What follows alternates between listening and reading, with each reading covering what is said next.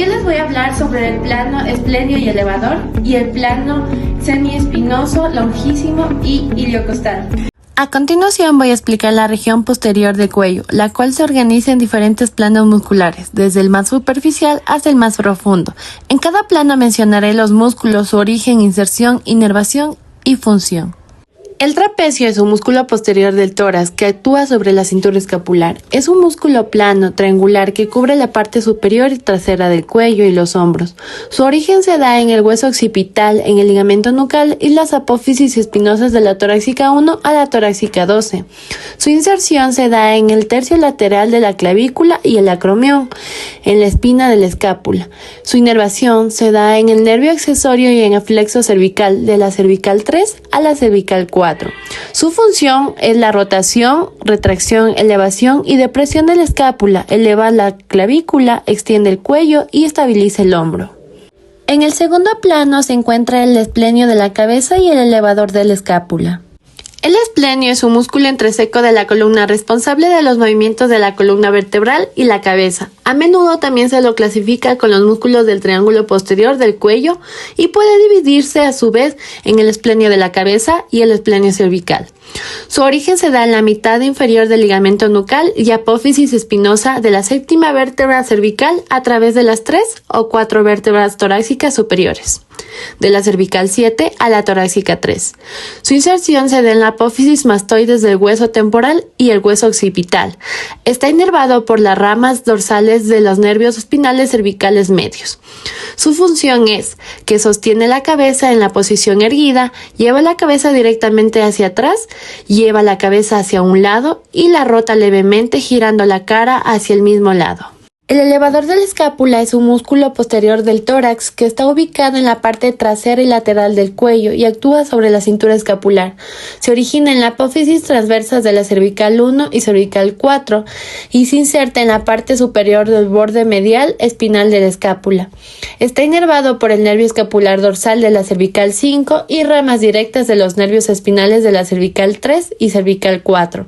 Su función es elevar la escápula medialmente y hacia arriba. El semiespinoso es una serie de músculos de la espalda que están ubicados entre las apófisis transversa y espinosa y por eso se ubica en el subgrupo llamado músculos traverso-espinales de la espalda. Los músculos semiespinosos pueden dividirse en semiespinosos torácicos, dorsales, semiespinosos cervicales, el fascículo lateral del semiespinoso de la cabeza y el fascículo medial del semiespinoso de la cabeza.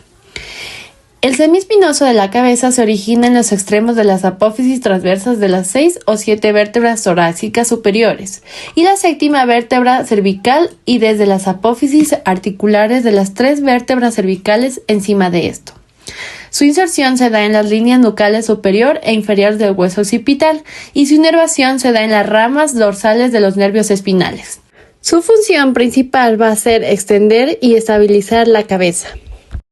El músculo longísimo es un músculo de la espalda ubicado en la columna intermedia de los erectores de la columna. Está compuesto por 3 subdivisiones, de abajo hacia arriba: longísimo dorsal, longísimo cervical, longísimo de la cabeza.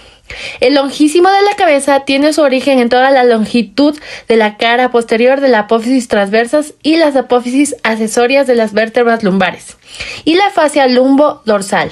Su inserción está ubicada mediante los tendones redondos en las puntas de las apófisis transversas de todas las vértebras torácicas y mediante apófisis carnosas de las 9 a las 10 costillas inferiores, entre sus tubérculos y ángulos. Su inervación está en las ramas dorsales primarias de los nervios espinales torácicos y lumbares. Su función principalmente va a ser la extensión de la columna y la flexión lateralmente.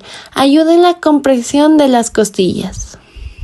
Este músculo mencionado anteriormente vamos a tener que su origen se va a dar en las apófisis transversas de las vértebras torácicas superiores de la torácica 1 a la torácica 5, en donde su inserción se va a dar en las apófisis transversas de las vértebras cervicales, de la cervical 2 a la cervical 6.